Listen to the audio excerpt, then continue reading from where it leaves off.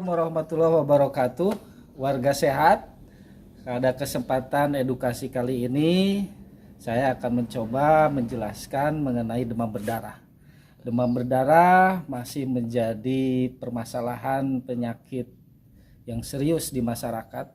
Dia terjadi di sepanjang tahun walaupun meningkat pada masa-masa pancaroba menjelang musim hujan atau musim kemarau. Demam berdarah sendiri dilihat dari sisi angka kematiannya sebetulnya jauh lebih berbahaya daripada infeksi virus yang lain seperti halnya infeksi virus corona atau COVID-19. Oleh sebab itu demam berdarah kiranya harus menjadi perhatian khusus buat kita warga sehat. Cara menanggulanginya. Sok baik sama kita ngomong di mali. Oh, gitu. Tadi dia Bagaimana? Lalu katanya Cara menanggulangi. demam berdarah. Kita terakhir langsung dari lempar mana? Oke. Yang cewek menanggulangi maka Itu ayeuna menanggulangi di Covid itu dilakukan gitu. untuk mengenal demam berdarah sebetulnya kita harus mengenal terlebih dahulu penyebab daripada virus demam berdarah itu sendiri, yaitu vektor vektornya itu sendiri hewan berupa nyamuk, dinamakan nyamuk Aedes aegypti. Dari gambaran nyamuk Aedes aegypti sebetulnya Aedes aegypti memiliki gambaran belang-belang. Ya, kalau kita gambarkan belangnya seperti kuda zebra. Kemudian hanya yang betina yang bisa menularkan virus tersebut. Nah, kemudian dari nyamuk tersebut sebetulnya lebih biasa aktif pada siang hari. Biasanya kalau pagi hari sekitar menjelang atau setelah terbit matahari sampai jam 10 atau pada sore hari menjelang terbenamnya matahari, walaupun tidak menutup kemungkinan bahwa nyamuk Aedes aegypti menggigit pada waktu malam hari. Sementara gambaran dari yang lainnya bahwa nyamuk Aedes aegypti ini memiliki daya jelajah 400 meter sebetulnya daripada lingkungan, tapi ya kalau melihat sejarahnya nyamuk Aedes aegypti ini berasal dari Afrika, menunjukkan bahwa daya jelajah ini sudah tidak relevan lagi karena nyamuk Aedes aegypti bisa menjadi penumpang gelap ataupun penumpang pesawat tanpa tiket. Oleh sebab itu kita harus senantiasa mengetahui karakteristik daripada nyamuk Aedes aegypti tersebut. Aedes aegypti dia seringkali bertelur di genangan air-air yang jernih. Oleh sebab itu hal yang harus kita lakukan untuk menghindari penyebaran virus demam berdarah melalui nyamuk Aedes aegypti itu tersendiri, yakni harus senantiasa melakukan 3M. 1.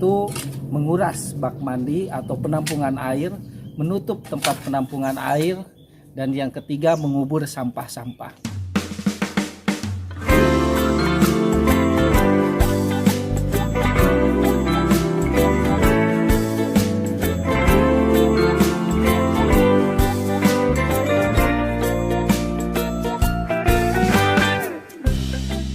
Seperti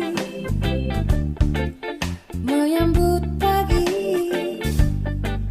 tertawa dan berseri.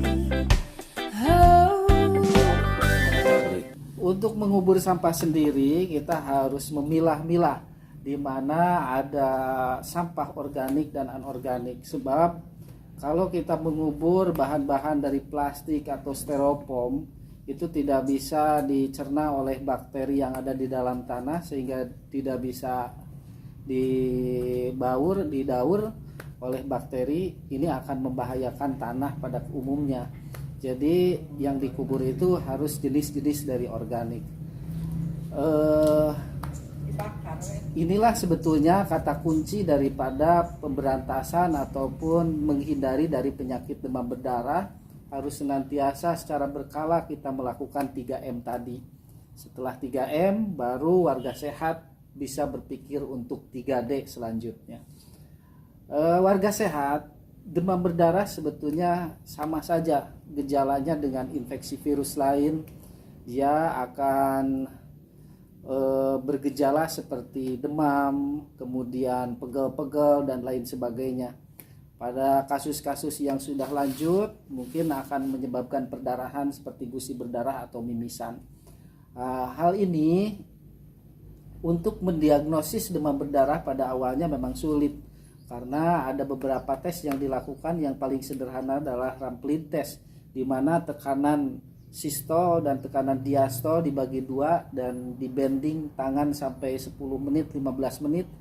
Kalau keluar ada bintik-bintik kemerahan kurang lebih 10 dalam 10 mm, itu sudah bisa dipastikan demam berdarah. Atau dengan pemeriksaan trombosit darah.